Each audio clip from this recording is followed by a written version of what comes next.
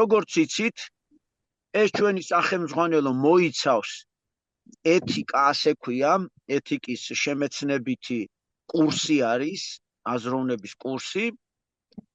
როგორც გითხარით, ესე იგი 4 ნაწილად იყოფა, 4 ნაწილად და ესე იგი ჩვენ წინა გაკვეთილზე მოვრჩით პირველ ნაწილს. ნახეთ როგორ არის ეთიკა ზოგადად არის ურთიერთობის წესები. ვინაიდან ჩვენ ქართულ იდეას ვემსახურებით, ნიშნავს რომ ესე იგი ქართული იდეა რა ურთიერთობის წესების სწავლებას ითხოვს. ანუ ღმერთთან ურთიერთობის სწორი ფორმები როგორი არის, აი ეს მოვჩით. მეორე არის სამშობლოსთან მიმართებაში, ქართველი როგორ უნდა მოიქცეს და რა უნდა შეასრულოს თავის სამშობლოს წინაშე. 8 გასაკვეთი გვექნება აქაც, როგორც ამ ღმერთის თემაზე, ასევე სამშობლოს თემაზე. მესამე გვექნება ადამიანებთან ურთიერთობის ესე იგი ეთიკა, ანუ სწორი წესები და ბოლოს გვექნება ეთიკეტი. იგივე არის რომ კონკრეტულ საზოგადოების თავშეყრის ადგილებში კონკრეტულად მოქცევის წესები. აი მაგალითად უფრო კარგად რომ მიხვდეთ თეატრში მოქცევის წესები, სტუმრად მოქცევის წესები, მასპინძელი რო ხარ და სტუმრები რო მოგდის, აი როგორ ხდება გაცნობა და ასე შემდეგ. მოკლედ ჩვენ დღეს ვიწყებთ სამშობლოს თემას. და როგორც იცით, ყოველთვის ასეა ჩვენი 8-ვე სახელმძღვანელო სამშობლო მცოდნეობის სამშობლოს თემას ჩვენ ყოველთვის ვიწყებთ ღვთისმშობლის სწავლებით. იმიტომ რომ საქართველო ეს არის დედა ღვთისმშობლის ქვეყანა. და მე აი დღეს შევეცდები რომ კიდევ ერთხელ გაგახსენოთ ჩვენთვის ეს განსაკუთრებული საპატიო მისია, რომელიც დაგვეკისრა ღვთისგან და რომელიც საჩუქართან ერთად დიდი პასუხისმგებლობაა ჩვენთვის.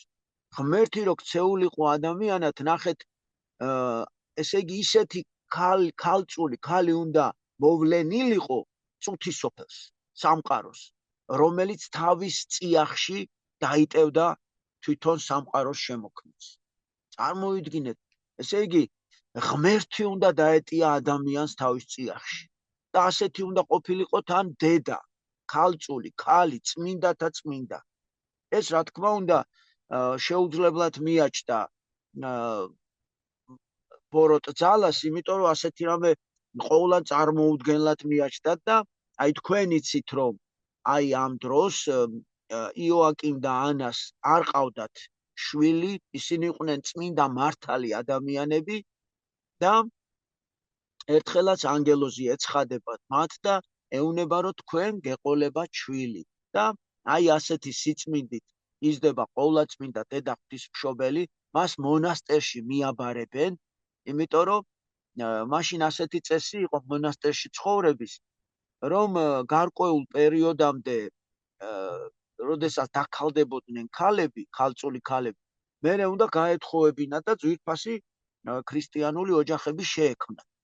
და როცა ეს ჟამი დადგა, დედა ღვთისმშობელმა თქვა, რომ მეუპირობა დავდეო ღვთის წინაშეო, რომ მამაკაცის ხელი მხურვალებით არ მოხდება ჩემს სხეულს. აი, ყველაზე ლამაზად ქართველმა პოეტმა დავით გურამიშვილმა თქვა ესეთი ფრაზით, რომ არ ვიყავ მამაკაცისა მხურვალებისა მხებარეო. ესე იგი, შეხებულიც კი არა ვარ.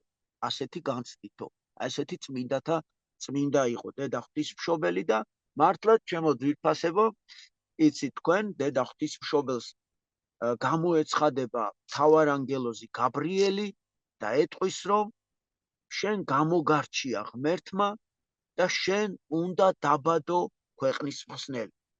წარმოვიდგინეთ ეს რა სიტყვებია. აი ჩვენ ამაზე ბევრი გვაქვს ნაფიქრი ბავშვებთანაც ნამსჯელები და ერთმა ჩემმა მოსწავლემ ასეთი საოცარი რამ თქვა, თქვენი აზრით ყველაზე მეტად რა გაუხარდა მეთქი ღვთისმშობელს და ბავშვებმა თქვეს რომ მას ის კი არ გაუხარდა რომ ეს გამორჩეული დედაა, რომ მარტო მას შეუძლია დაბადოს მაცხოვარი. მან უპირველეს ყოვლისა ის გაუხარდა, რომ არ იყო ხსნა და უკვე მხსნელი მოევლინა კაცობრიობას. ესე იგი, ნელ-ნელა გაიხსნებოდა გზა დაკარგული სამოთხისკენ. ესეთი დიადი დედა ყავს დედა ღვთისმშობელი. ჩემო ძვირფასებო, ისიც იცით, რომ როდესაც ბაია მუცელში ყავდა, განსაკუთრებით უფრთხილდებოდა და ეფერებოდა და გადმოცემის თანახმად ასეთი საინტერესო ვერსია არსებობს, რომ უქსოვდა თავისი ხელით მოუქსოვა კვართი, რომელიც რომ დაიბადებოდა მისი შვილი, ჩაეცვა პატარა იესოსთვის. ხო და მისი განსაკუთრებული სიწმინდით, განსაკუთრებული მზიანი გულით, აი მეტყვი ხოლმე, როგორი გული ქონდა, აი ჩვენ რო კარგად გავიგოთ, წარმოიდგინეთ თელ სამყაროში, რაც კი დედის სიყვარული არსებობს გულში, ეს რომ მოუკრიბოთ და ერთი გულში რომ ჩავდოთ დედების, ყველა დედების შვილისადმი სიყვარული ერთ გულში გაერთიანებული. აი ესეთი გული ქონდა. მეორენაირად შეგვიძლია ვთქვათ, რომ მზესავით გული ქონდა. აი დედა ღვთისმშობელს და როდესაც მოქსოვა ეს კვართი, დიახ, აი ასეთი მზე ჩავიდა ამ კვართში. დედის სითბო, აი ყველა ადამიანისადმი დედობრივი სიყვარულის სიწმინდე ჩავიდა ამ კვართში და მართლაც ეს გამოვიდა ერთადერთი სამოსი უკერველი, რომელსაც ნაკერი არ აქვს. უკერველობა, ჩემო ძვირფასებო, ერთიანობის სიმბოლოა.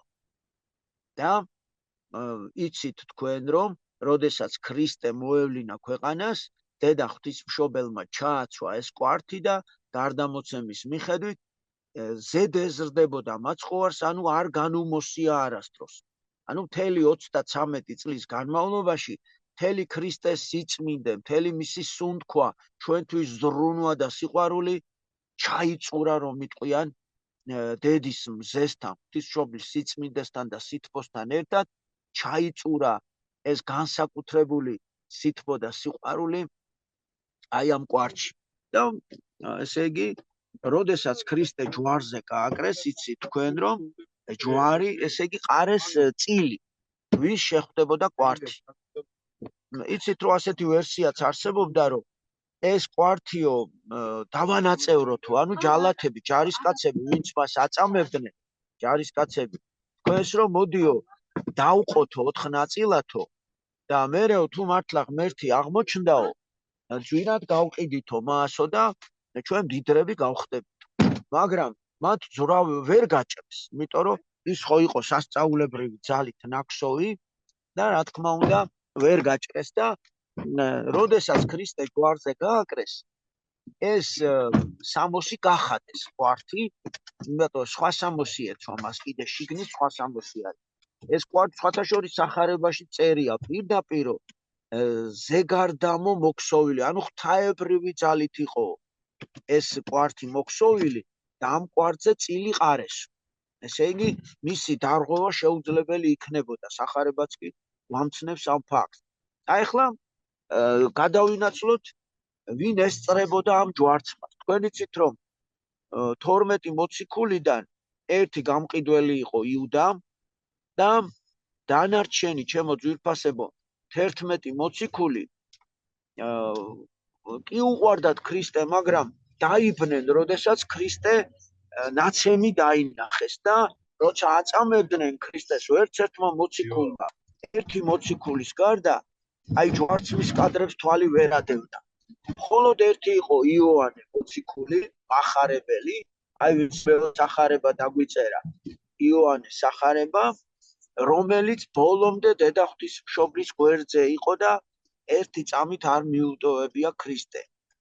ხო და აი წარმოიდგინეთ, ესე იგი მოციქულები ვერ გაჩერდნენ. პეტრე, რომელიც იყო კლდე სარწმუნოების და უძლიერესი პიროვნება, პეტრემაც კი სამჯერ უარყო ამ დროს ღმერთი, ქრისტე.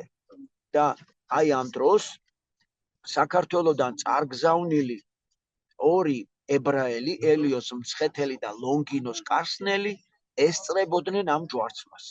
ეხლა ვინ იყვნენ ეს ელიოზი და ლონგინოზი? ესე იგი, მცხეთაში იყო საქართველოში, აი მცხეთის ტერიტორიებზე 2 ტომი ებრაელების იყო დასახლებული.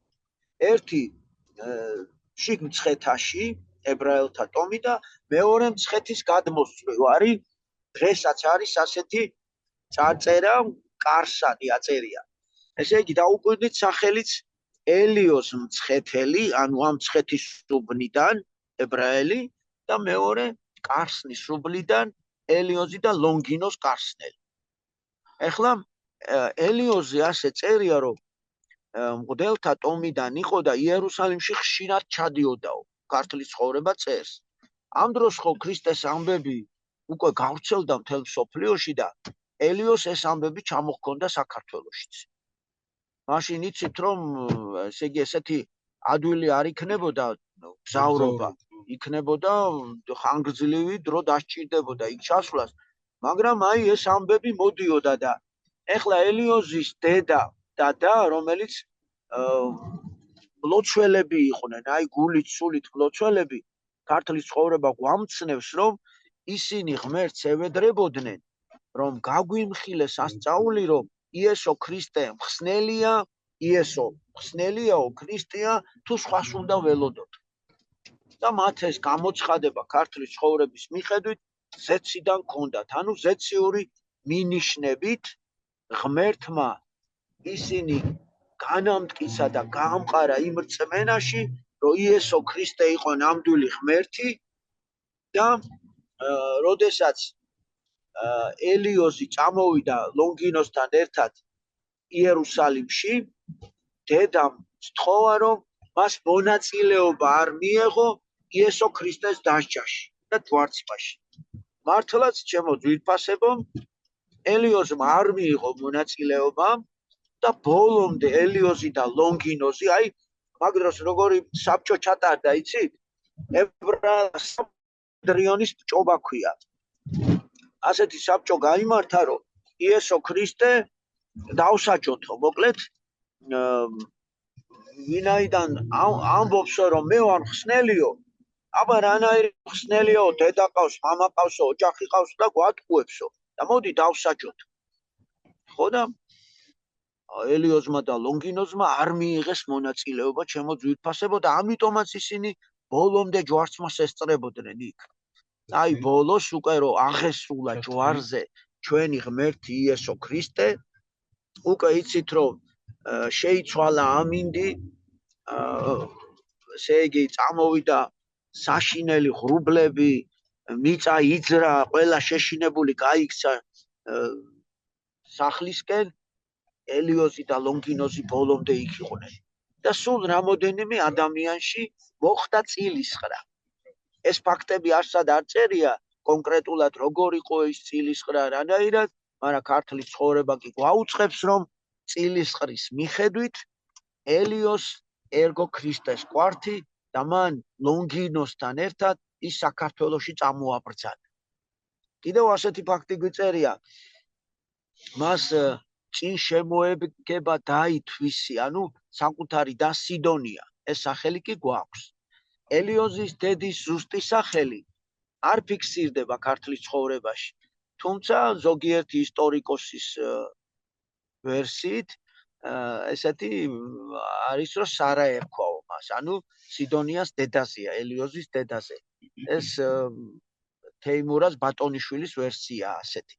მოკლედ, ჩემო ძვირფასებო, სიდონიამ გულში ჩაიხუტა კვართი და ისეთი შეგრძნებით, ეხლა ნახეთ რა მოხდა. ეხლა ელიოზი უყვება, რომ მეო იქო, ესე იგი ვნახეო ქრისტე როგორ ეწამა ჯვარზეო, წარმოიდგინეთ, უყვება სიდონიას.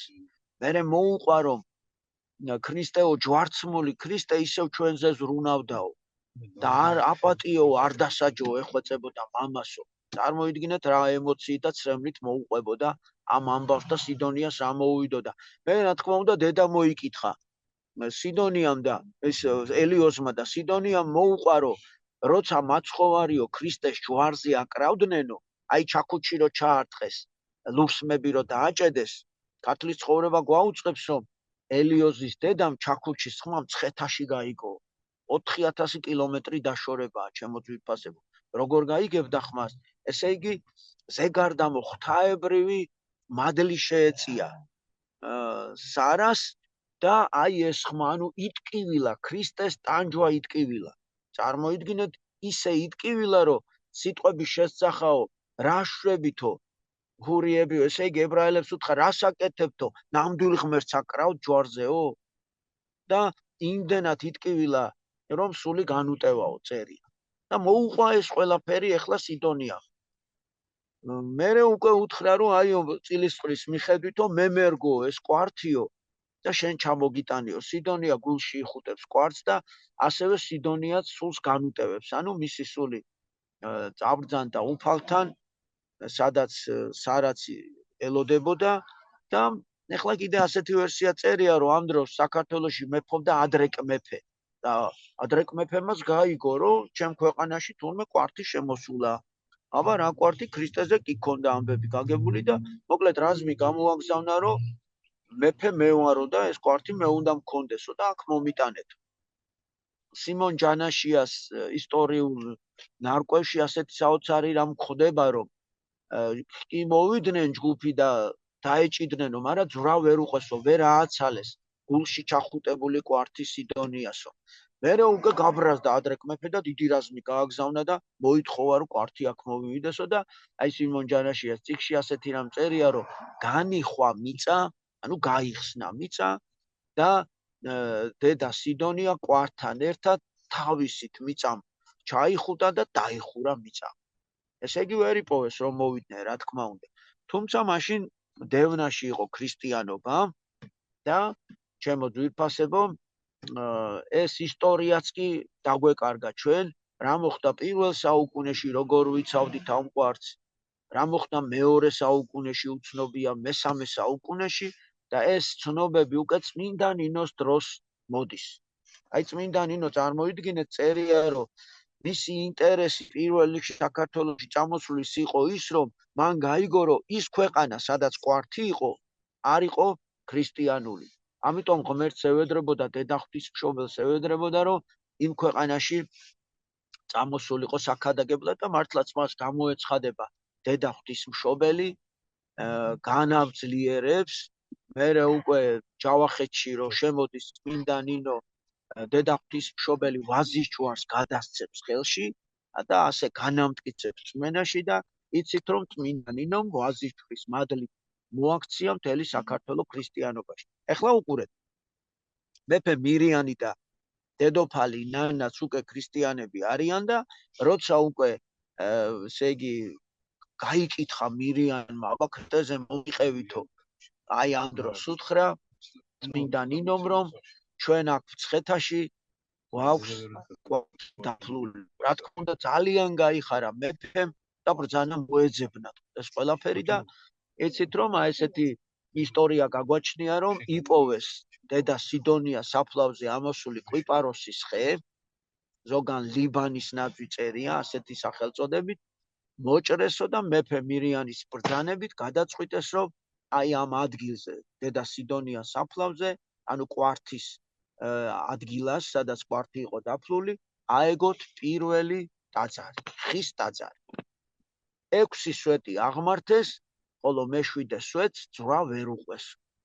მერე იცით რომ წმინდა ნილოს როცვის შედეგად ესე იგი გამოჩნდა ხილული სახით გამოჩნდა ანგელოზი, რომელმაც ხელთ აღაპყრო და აიტაცა ორ წყრთა სიმაღლეზე, ანუ გარკვეულ სიმაღლეზე და ჰაერში დატოვა და თვითონ ცას დაუბრუნდა ანგელოზი და რამოდენიმე ხანი ეს ზეცაში აღმართული სვეტი სასწაულებრივად ზეცაში იყო გამოკიდებული და რა თქმა უნდა ხალხი ამ სასწაულს ხედავდა. შემდეგ უკვე ეს სვეტი თავისით გადაადგილდა და სადაც დღეს არის ეს სვეტი, აი იმ ადგილზე დამაგრდა. ანუ თქვენ ხვდებით რომ თავისთავად დედა სიდონია საფლავზე მოხდებოდა ეს ღვთაებრივი ბინიშნება. და აი ასე აშენდა პირველი სვეტი ცხოველი. ხისგან აშენდა, ეს იყო მე-4 საუკუნეში. ისტორია გადმოგცემს, რომ ვახტანგ გორგასალმა მოარღვევინა გარე, ესე იგი ხის კედელი მოაგროვი ტაძრის და ქვის უფრო მოზრდილი ტაძარი აღაშენ. თან ერთი ძალიან საინტერესო რამე უკავშირდება ვახტანგ გორგასალს. იცით რომ დედაქალაქი იყო მცხეთაში და ვახტანგ გორგასლის ბრძანებით დედაქალაქმა გადმოინაცვლა თბილისში. ეხლა რატომ მოხდა ეს? ეს იმიტომ მოხდა რომ ვახტანგი ძალიან ბრძენი კაცი იყო ძლიერი მებრძოლიც, მაგრამ ძალიან დიდი სიბრძნე და დიდი სარწმუნოება გააჩნდა და უნდოდა რომ მცხეთის ესე იგი რაღაცნაირად განეტვირთა, განემუხტა აი ეს დარტყმა აერიდებინა მცხეთისთვის, როგორც დედაქალაქისთვის, რომ კვართი გადაერჩინა. ამიტომაც დედაქალაქი გადმოაქვს თბილისში და მართლაც თქვენ იცით რომ რამდენჯერ არის თბილისი დარბეული და მართლაც გმირული ქალაქია და ალბათ სოფლიოში ამდენჯერ რომ ფენიქსსაც კი არის შედარებული, იცით თქვენ რომ რამდენჯერმე გასწორებული მიწასთან თბილისი ისევ ფეხზე დგებოდა და დღესაც აგერ სოფლიოში ერთ-ერთი ლამაზი და დიადი ქალაქია. ერთ-ერთი 100,000 კაცი. დიახ. ეხლა ხო და ბარემ თქვათ რომ მე-10 საუკუნეში უკვე ეს ხის ტაძარი, ქვის ტაძარიც დატოვეს ადგილზე და მასზე კიდევ უფრო გრანდიოზული, აი რა ფორმითაც დღევანდელი სვეტიცხოველი არის, აი ესეთი ფორმის სვეტიცხოველი აღაშენეს. ჩემო ძვირფასებო, ეხლა ჩვენ უკვე ვიცით რომ ერთადერთი სამოსი არსებობს კვართის სახით ქრისტესი, უკერველი და მე გითხარით რომ უკერველობა არის სიმბოლო ერთიანობის და ის ერთადერთი სამოსი მოეცა საქართველოს. ესე იგი საქართველოს დაევალა, დაეკისრა მისია ღვთის წინაშე, ანუ მოვალეობა, ვალდებულება, რომ დაიცვას ჩვენი ეკლესია ერთიანი განუყოფელი სახით. აი ეს არის ჩვენი ქართველი ხალხის მისია. ეხლა ეს რას ნიშნავს? აი მაგალითად ვიცით რომ საბერძნეთის ეკლესია მართლმადიდებლური კი არის, მაგრამ რამოდენიმე ნაწილად არის გაყოფილი.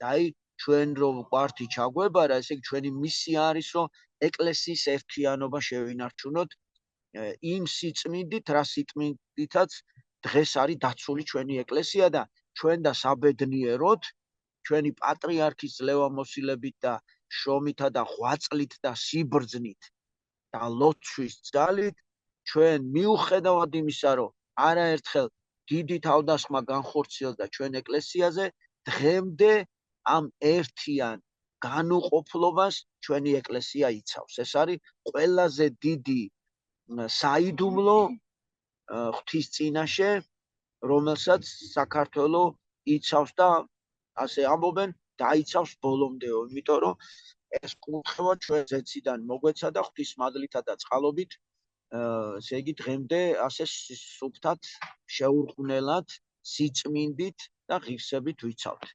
ეხლა უყურეთ.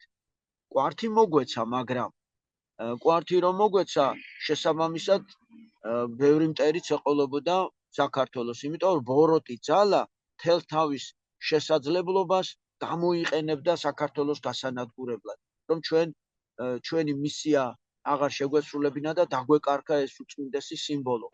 ამიტომ ღმერთმა რა თქმა უნდა ეს წინასწარი განგებულებით იცოდა და საჭირო იყო ისეთი ზეციური დიდი მფარველი, რომელიც ჩვენ დაგვიცავდა ზეციდან. ასეთი მფარველი იცით თქვენ მოხდა მაშინ სულთმოფენობის შემდეგ, როდესაც მოციქულებმა წილი ყარეს, ვის რომელი ქვეყანა შეხვდებოდა საქადაგებლად. იესო ქრისტემ ასე დაავალა. მე რომ ავმაღლდები ზეცაში 10 დღის შემდეგ სულთმოფენობის დროს დასხედით, გაიყავით ქვეყნები, წილი ყარეთ და რაც მე გასწავლეთ, წადით და იმ ქვეყანაში, რომელიც შეგხვდებათ, ეს სწავლება ჩაიტანეთ. ხო და ასე ამბობენ, რომ მარკოზ მახარებლის სახში იყვნენ ჩუმად შეყუჟული მოციქულები. და უცბად ჩემო ძვირფასებო, მოულოდნელად მათთვის დედა ღვთისმშობელი შემოდის, როგორც მზის დედოფალი, როგორც სიკეთისა და სიყვარულის სიმბოლო, კაშკაშა მანათობელი.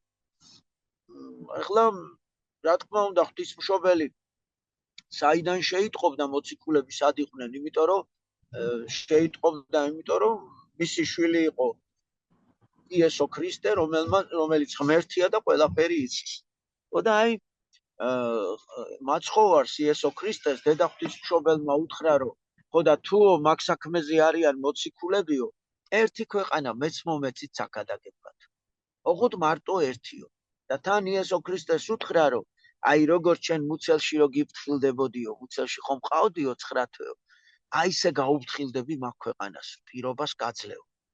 ხო და მაშინ უთხრა, ესე იგი როგორ არის იცით?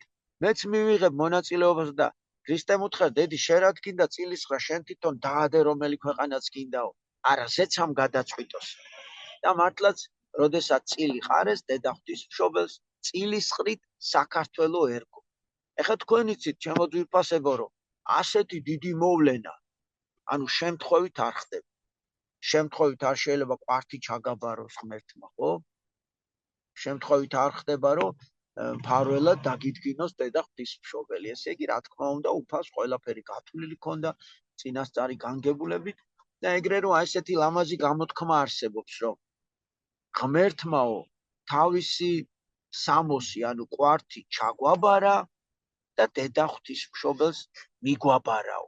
ანუ ყველაზე დიდ მნათობს, ყველაზე დიდ სიწმინდეს, ყველაზე დიდ მფარველს. და ალბათ თუ დღეს საქართველო გადარჩა და გაუძლო ამდენ დაცემას, ამდენ ომებს, ამდენ ესე იგი ხო დიდ ასე თქვათ ხო დაცემულობას დაუძლო იმით, რომ ჩვენი მფარველი იყო დედა ღვთისმშობელი. აი თუელი მეცნიერი წერს, რომ რაღაცას თვით გადარჩენის სასწაული უნარი აქვს ამერსო. აი არაფრისგან შეუძლიათ, რომ მაინც შეინარჩუნოს სარწმუნოება, შეინარჩუნონ ენა, შეინარჩუნოთ კულტურას. ხო, წარმოიდგინეთ 300, 400, 500 წელი ბატონობდნენ მტრები საქართველოში და მიუხედავად ამ ხელა ზეწოლისა, ამ ხელა შტურმისა სამშობლოს მიმართ, ქართველები მაინც სარწმუნოებას ინარჩუნებდნენ. ერთი ფრანგი მეცნიერის აზრიც არსებობს, ისტორიკოსიც, რომ ვისაც ღმერთი არ ასწამსო, ასეთი რჩევა მაქვს. წაიკითხეთ საქართველოს ისტორია და მაშინვე ირწმუნებთო. ეხლა რა არის აქ ჩადებული, რომ ამ ისტორიას რო წაიკითხავ, მიხვდებიო, რომ თავისი თესერი ვერ გადარჩებოდაო, შანსი არ იყო. აი ამით მიხვდები, რომ ღვთაებრივი ძალის მფარველობით გადარჩა ეს ქვეყანაო. აი ესეთი საოცარი რამ წერია, რა თქმა უნდა, არის ყველაზე მნიშვნელოვანი, თუ რამ გაგვაჩნია. ჩემო ძვირფასებო, ესე იგი, მოდი დღესაც გეტყვით, აი შემდეგ უკვე დედა ღვთისმშობელი გვიგზავნის უკვე 13 ასურელ მამას სირიიდან და ამ მამებმა შემოიტანეს მე-6 საუკუნეში და დააფუძნეს საქართველოში მონასტრული ცხოვრება. შემდეგ უკვე დედა ღვთისმშობელი გვიგზავნის 3 დედას, რომელზეც დააფუძნა და ამ საქართველოს თლიანი ჩვენი მოდგმა. ეს არის დედა ნინო მე-4 საუკუნეში, ეს არის დედა თამარი, რომელმაც განაბრწყინა და ყველაზე ძლიერი გახადა, ყველა დროის ყველაზე აღმატებული შარავანდედი დაადგა საქართველოს დიდებას და დედა ქეთევანი, რომელიც არის დიდმოწამე და იყო დიდებული დედოფალი და დიდებული მართველი. და იცით, რომ გაუგონარი სისასტიკით აწამეს ქრისტეს გამო და გაუგონარი დიდებითაც სარგებლობს მთელ მსოფლიოში ჩვენი მნათობი, კახეთის დედოფალი, ჩვენი საყვარელი ქეთევანი. აი დედა ღვთისმშობელი, რომ მას შემდეგ ისე ვიცავს საქართველოს, ეს ვლინდება თითქმის ყველა ეპოქაში, იმიტომ რომ ესე იგი ენით აღუწერელი გმირობით ეწირებიან ჩვენი მეფენი და დედოფლები, ჩვენი მებრძოლები. ყველაზე კარგად მაინც ილია ჭავჭავაძემ თქვა, ქრისტე ღმერთი ჯვარს ეცვა ქვეყნისათვის და ჩვენ ქართველები კი ჯვარს ვეცვით ქრისტესათვის. ამ პატარა საქართველოს გადაუღեղეთ მკერდი და ამ მკერდზე როგორც კლდეზე დაუდგით ქრისტიანობას საყდარი. თქვათ ჩვენი ძვლები ვიხმარეთ და კირათ ჩვენი სისხლი და ბჭეთა ჯოჯოხეთისათა ვერა შემუსრეს იგიო. ესე იგი შევინარჩუნეთ ჩვენი ყველაზე მთავარი 60-ისკენ მიმავალი გზა ეკლესიის სიწმინდე თან ერთიანად და განუყოფლად. ეს არის წარმოუდგენად რთული და წარმოუდგენელ გაჭიროებაში და წარმოუდგენელ განსასწრებლებში შეძლო საქართველოს მეეს და გმირობა გამოიჩინა და დღესაც მინდა გითხრათ რომ ჩვენი უწმინდესი პატრიარქის გმირობით სიბრძნით და ლოც საყვარელი უწოდა წამებამდე ლოცველი პატრიარქი ყავს. აი ასეთი წამებამდე ლოცვით დღესაც საქართველოს ქართული იდეით წარსდგება მთელი მსოფლიოს წინ არის წარსდგენილი მთელი მსოფლიოს წინაშე. ქართველი იდეა კი იცით თქვენ მოიცავს რომ ესე იგი ვართ ისევ ჭეშმარიტი ნამდვილი ღმერთის მადიდებელი, ანუ მართლმადიდებელი სარწმუნოებით გვიყვარს ჩვენი სამშობლო, ვიცავთ მის სახელმწიფოებრიობას, საუბრობთ ქართული ენით, ვიცავთ ქართულ ტრადიციებს და დიდება უფალს ჩვენ ისტორიას, ქართლის ცხოვრებას დღესაც გმირულად ვაგრძელებთ. და ბოლოს ესე იგი ადამიანის სიყვარული. აი მეუფე იობსა აქ ნათქვამი რომ კიბის აღწერილს 30 საფეხური აქვს ჩამოყალიბებულიო და ასე ამბობს რომ მე-19 საფეხურზე უნდა ახვიდეს სულიერების რომ სიყვარული შეიძინო კაცმაო. ხო და ჩვენ ქართველებს მადლი მოგვეცა პირდაპირ ღვთიდან თითქოს პირდაპირ მე-19 სართულზე ვიბადებითო. ესე იგი ქართველ კაცს გულში სიყვარული აქვს, მას უყვარს ტერიც და მოყვარეც. რა ვქნათ? ჩვენ უსიყვარულოთ არ შეგვიძლია. ეხლა რა თქმა უნდა, ბევრი რამე შევლახეთ, ბევრი რამე დავკარგეთ, ბევრი რამე ვერ შევინარჩუნეთ. განსაკუთრებით ტერიტორიები დავკარგეთ, ბევრი ისტორია ბევრი დავკარგეთ. მაგრამ მიუხედავად აი ამ ყველაფრისა და ამ დანაკარგისა, ჩვენ მაინც სიყვარული შევინარჩუნეთ. აი ეს არის ყველაზე ძნელი. იმიტომ რომ დღეს ახლა ქართველმა კაცმა უცხოეთნი რომელ ქვეყანაში რა ხდება და რითი სუნთქავენ და რითი არსებობენ, საქართველოში ყველა ინფორმაცია მოდის, იმიტომ რომ ერთი ქვეყანაც არ არსებობს, რომ ქართველი არ იყოს გადახვეწილი და იქაური ამბები ჩამოტანილია. აი დამერწმუნებით ყველა რომ ჩვენ რო სიყვარული შეგვიძლია, ისეთი სიყვარული არავის არ შეუძლია. აბა დაფიქრდით, ჯერ მარტო მამიდაშვილობა, ბიძაშვილობა, დეიდაშვილობა, ბიძაშვილის შვილების ერთობა, გვარის პატივისცემა, ტაძრის პატივისცემა, ხატის პატივისცემა, კლასელობა. აი ამერიკაში ერთხელ ჩვენ ფილმშიც არის ასახული, რომ ყოველ წელს კლასს იცვლიან, წარმოიდგინე. აი მე-8-დან მე-9-ში რო გადადიან, უნდა ისე შეიცვალოს კლასი, რომ მე-8-ში არც ერთი შენი კლასელი მე-9 კლასში შენ გვერდზე არ უნდა იჯდეს. ანუ იდეოლოგიას დააკვირდით, ესე იგი რომ ადამიანები უმეგობროდ და უსიყვარულოდ გაიზარდნენ. აი ესეთი იდეოლოგია აქვს ქვეყანას. ხო და ჩვენ მადლობა ღმერთს, ჩვენთვის კიდე სიყვარული ყველაფერია და აი მე ასევე მინდა ვთქვა, რომ რამხელა სიყვარული სუფევს ახლა თვითონ ჩვენ ჯგუფში, სამშობლოსცოდნეობაში, აგერ ჩოხოსნებთან ერთად ვარ, რამხელა სიყვარული სუფევს ჩვენთან ეკლესიაში, რამხელა სიყვარულია. იმიტომ რომ ერთი ბარძიმიდან ვეზიარებით და ერთი პატრიარქი ყავს და ერთი საქართველოს სამოციქულო დედა ეკლესია. აი ეს ყველაფერი ჩვენ მაინც უკავშირდება დედა ღვთისმშობლის მფარველობას, ჩემო ძვირფასებო და მადლობა ღმერთს, ამიტომაც აი კიდევ ერთი განსაკუთრებულობა, რაც მინდა იმ სიყვარულთან ერთად აღვნიშნო, რომ დედა ღვთისმშობლის მადლითა და წყალობით საქართველოს აი ამ თელ სოფლიოში ამ აურზაურის ეპოქაშიც კი ინარჩუნებს ოჯახის სიწმინდეს. ჩვენ ხო დედულეთი გვაქვს, აი სადაც ჩვენი დედა რომელი კუთხიდანაც არის. აი მე მაგალითად ჩემი დედა ქიზიყელია, ბალიაშვილი და სოფელი ბოდბიშხევია ასეთი და მე და ჩემდას ყველაზე ძალიან გვიყვარდა დედულეთში ყოფნა. ხო და განსაკუთრებული აი ქართველისთვის დედულეთი არის რაღაცა განსაკუთრებული აი დედასავით თბილი და ტკბილი და იავნანასავით რაღაცა განსაკუთრებული ღვთაებრივი და თუ ასე მიუდგებით გამოდის რომ ქრისტეს დედულეთი გამოდის. ანუ საქართველოს შეგვიძლია უწოდოთ ქრისტეს დედულეთი. მე კიდევ ერთ პატარა ცნობას გადმოგცემ ჩემო ძვირფასებო.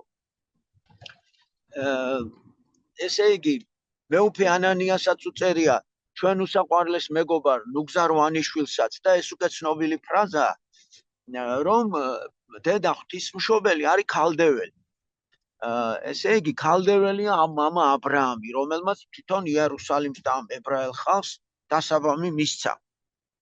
ხო და ასეთი გამოთქმა ისტორიული, ესე იგი მეცნიერული კვლევა არსებობს, რომ ქართველები ქალდეაში ჩვენი ძველი სამშობლო ქალდეა იყო და ანუ ქალდეველები ვართ ჩვენც.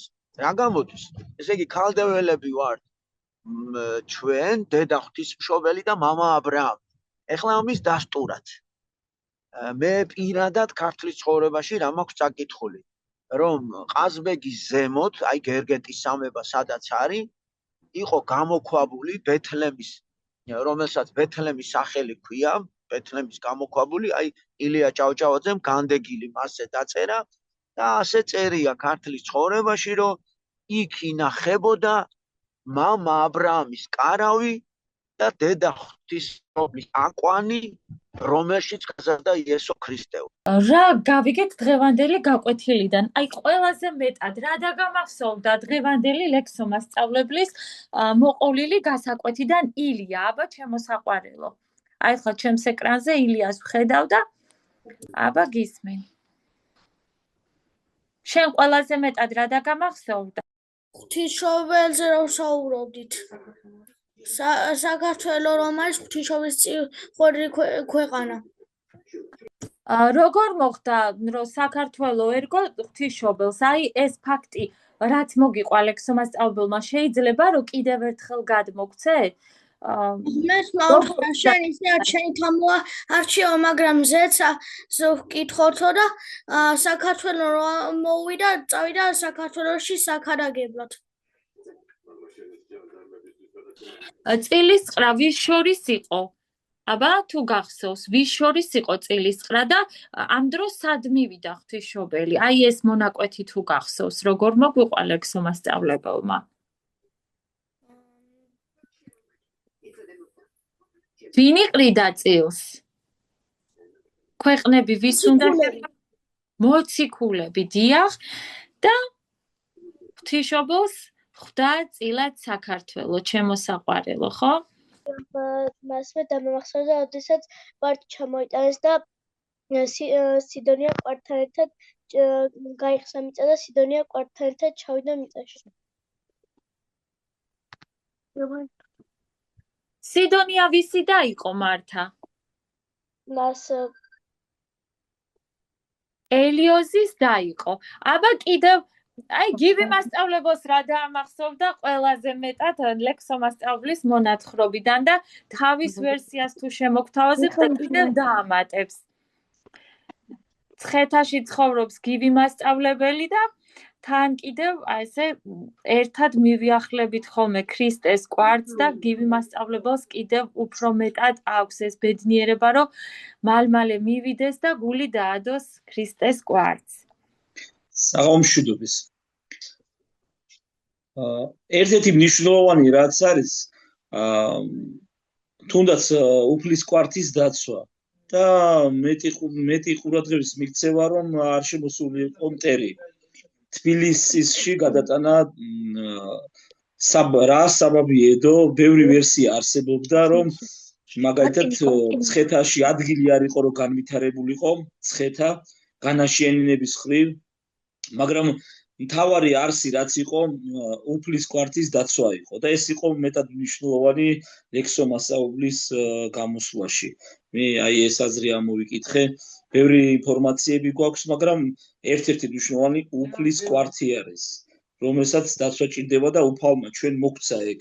და სანამ უფლის კვარტი იარსებებს, საქართველო არ დაიშლება და იარსებებს. ეს იყო მეტად მნიშვნელოვანი. მადლობა გივი მასწავლებელო. ანუ უფალმა ჩვენ მოგვაბარა კვართი და ღვთისმშობელს კიდე მიგვაბარა და გამოვდივართ ქრისტეს კვართის მცველები და ამიტომაც იძახის ხოლმე ლექსო მასწავლებელი, რომ არ უნდა დავტოვოთ ჩვენი სამშობლო, არ უნდა მივატოვოთ, იმიტომ რომ ესეთი ქართველებს ესეთი მისია გვერგო, რომ ჩვენ ვართ უფლის კვართის მცველები და ყველანი აქ უნდა ვიყოთ და უნდა გქონდეს ეს განწყობა, რომ რა შეიძლება რომ მოუტანოთ ჩვენ სამშობლოს სიკეთე. ჩვენი წილი საქართველოს აღშენებლობაში უნდა მივიღოთ მონაწილეობა. ჩვენი წელი სიკეთე უნდა ვაკეთოთ, თუნდაც იმით, რომ აი ასეთი გულღუნღულა ბავშვები რო ხართ, ერთმანეთს ჩაეხუტოთ, კარგად რომ მოიქცევით, სიყვარულს რო უშურველად დაარიგებთ თქვენი მზიური გულებით, ესეც სამშობლოს ჭრილობების მოშუშება იქნება და აი ეს გვევალება ჩვენ ყველაზე მეტად. აბა ლალი მასწავლებლის ბავშვებს აქვთ ხელი აწეული, ჩვენი საყვარელი ლალი მასწავლებლის ბავშვებს და რას დაამატებდით? კიდევ რა დაგამახსოვრდათ დღევანდელი გასაკვეთიდან? პირველ რიგში მოგესალმებით. დღევანდელი საკვეთი იყო საინტერესო, რა თქმა უნდა, მოსმენილი გვაქვს ეს ყველაფერი, მაგრამ უფრო ბევრი შევიტყვეთ და უფრო ბევრი გავიგეთ. ძალიან მოგვეწონდა. ყველა მომზამეტად დაგვამახსოვდა კვართი რომ ჩამოიტანეს და მცხეთაში მოხდა ეს ყველაფერი და ეს ყველაფერი მოხდა საქართველოში და ჩვენთვის ქართველებისთვის ძალიან დიდი პატივია რომ ეს ყველაფერი მოხდა საქართველოში და მე მგონი ყველა ქართველმა უნდა მივხედოთ ამ ყველაფერს და უნდა დავიცვათ ეს ყველაფერი და არ უნდა წავიდეთ სხვა ქვეყნებში და დავტოვოთ ჩვენი საქართველო. ანუ ჩემო საყვარელო, ყველაზე მთავარი გაუგია ამ უსაყვარლეს გოგონა. შენი სახელი გითხარი? გვემალები და ამიტომ ვერ ამოგიცანი რომელი ხარ? კატო მქვია. და ყველაზე მთავარი სწორედ ეს არის, დიახ რომ არ მივატოვოთ ჩვენი სამშობლო და ვიყოთ კვართის მცველები. მე ვიტყვი იმას, რომ საოცარი მონატრება იცის შვედი ცხოველმა. და რომ ჩამოვდივარ, იმავე წუთს შემიძლია დავბრუნდე და წავიდე ისევ შვედი ცხოველში. სულ არ ყოფნის იქ ყოფნას, არასდროს არ ყოფნის.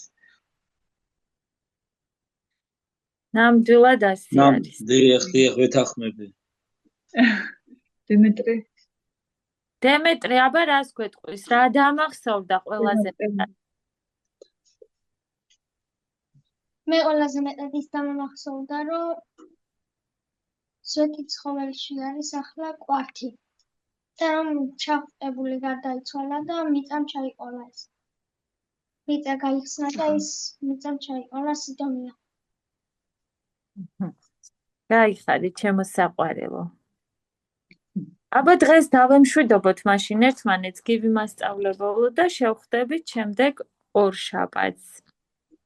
დიახ, დავემშვიდობოთ ჩვენ ლამაზ საყვარელ მსმენელებს.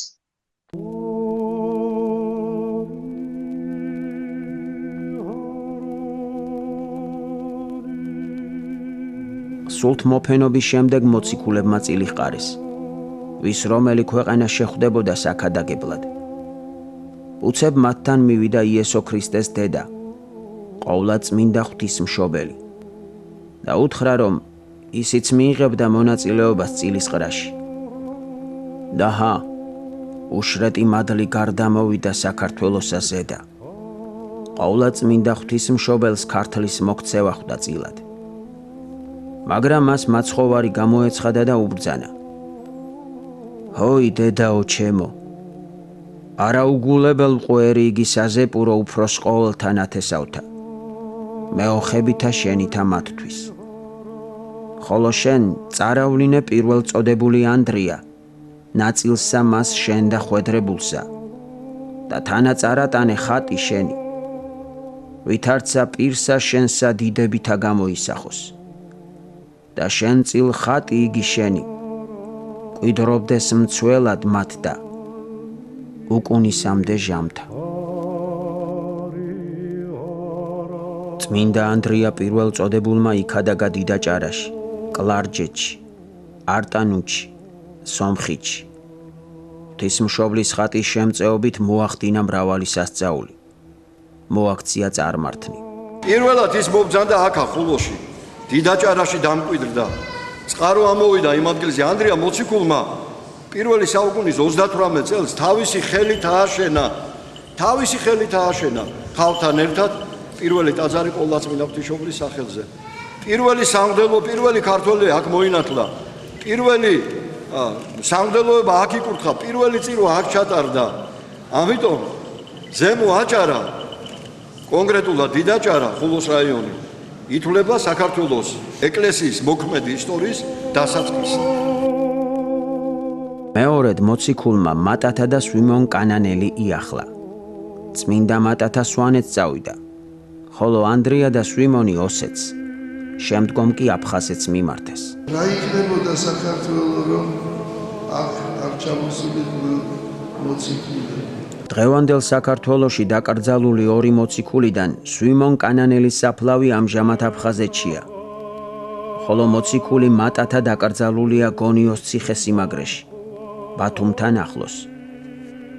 ამრიგად პირველი ქართული ეკლესია დააარსეს თვითმოციქულებმა და ამის შემდეგ ის უწყვეტად არსებობდა. ასეთი ცხოვლის თავარი ტაძარი არის აშენებული სწორედ მოციქულთა ქრისტეს 12 მოციქულის სახელზე. ჩვენში რომ ქრისტიანული ეკლესია და მრევლი უწყვეტად არსებობდა პირველი საუკუნიდან მეოთხე საუკუნემდე, ამას არქეოლოგიური მასალაც ამტკიცებს. ამ პერიოდის ქრისტიანთა საფლავები მრავლადაა აღმოჩენილი საქართველოში. ქართლის ცხოვრება და სხვა ისტორიული ქრონიკები ამტკიცებენ, რომ ქართული ეკლესიის სამწყსო პირველ-მეორე საუკუნეებში იყო ერთიანი ხალხი, ქართველი ერი. პირველი ქრისტიანები საშინელ დევნასა და შევიწროვებას განიცდიდნენ. მათ შვება მხოლოდ მეოთხე საუკუნეში კონსტანტინე დიდის მეფობის დროს იგრძნეს. ამ დროს ღვთისმშობლის კურთხევით საქართველოში ქრისტიანობის საქადაგებლად შემოდის კაბადოკიელი ქალწული, წმინდა ნინო.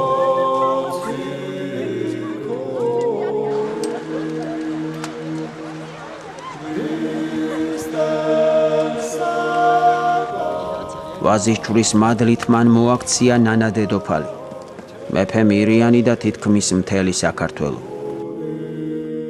მირიან მეფის ძალისხმევით საქართველოში სახელმწიფო რელიგიად ქრისტიანობა გამოცხადდა.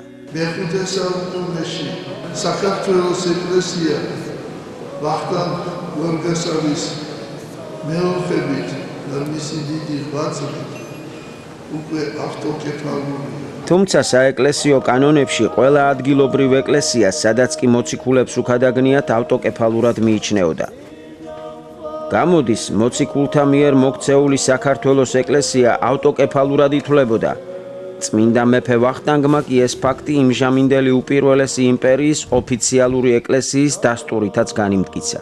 ანტიოქიის ეკლესიის კრება სინოდი ანიჭებს საქართველოს ავტოკეფალიას, ანუ დამოუკიდებლობას. მეექვსე საუკუნეში კი ისევ დედა ღვთისმშობლის კურთხევით საქართველოში შემოდის ღირსი იოანე ზედაზნელი და მისი 12 მოწაფე. აქ იყო მისი მღვიმე, სადაც არის დასაფლავებული და როდესაც შეევედრა უფალს, რომ მათთვის მიემადლებინა წყალი, ამ მღვიმესთან ახლოს გაჩნდა წყალი. 20-25 წლის წინათ აქ მდებარეობს ჭა შეგნეთ ტაძარში, რომელიც ზღვის დონიდან 1274 მეტრზეა. ეს ჭა იუსებოდა და გადმოდიოდა. გარეთ გამოდიოდა, შიგნით იყო პატარა არხივით გაკეთებული და მარხს მოხებოდა, გარეთ გამოდიოდა. აქ ინახება შემდგომ მთელი წლის განმავლობაში ის წყალი, რომელიც ზედაზნელს ჩაედინება. თლიანი ტაძარი სველდებოდა. თლიანი კედლებიდან გადმოდი იატაკი სველდებოდა და ეხლა უკვე დაიკლო ამან. უფრო ეტყობა მცირედ მორწმუნეებისა და ჩვენი სარწმუნოების მიმართ გულგრილობის გამო რაღაც მცირედი ადგილი, ანუ ძველი, პირველი, აშენებული პირვანდელი საკურთხევლის კედლები ყავს ძველდება. წირვა რომ დამთავრდება და წყდება. შეწყდა ვიღაცა სახეზეა ეს ყველაფერი. აი შრალია შეხედე, მე ვფიქრე საიდანღა ჩამოდიოდა ეს წყალი და აი ხახავი ხავდა და ეს სახეზე უსმენდა ყველგან ისმევდა. ქართული ეკლესია, როგორც უძველესი მოციქულთა მოძღვრების ერთგული ეკლესია, თავის თავს ყოველთვის ერთიან მსოფლიო საყოველთაო, ანუ კათოლიკე ეკლესიის ნაწილად მიიჩნევს. მე-11 საუკუნეში ანტიოქიის პატრიარქი თეოდოსი ფიქრობდა, რომ ეს მაღალი ტახტი მას უფლებას აძლევდა განეცხადებინა პრეტენზია ქართული ეკლესიის დამორჩილებაზე. წმინდა გიორგი მთაწმინდელმა მას უპასუხა, რადგანაც წმინდა ანდრიამ მოუწოდა თავის ძმას პეტრეს და პეტრე დაემორჩილა მას.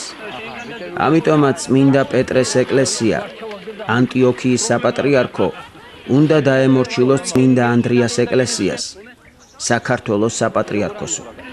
ბოლოს კი დაამატა. იყო ჟამი, რომელ ყოველსა საბერძნეთსა შინა მართლმადიდებლობა არა იპოებოდა. და იოანე გუთელ ეპისკოპოსი მცხეთას იკურთხა ეპისკოპოსად.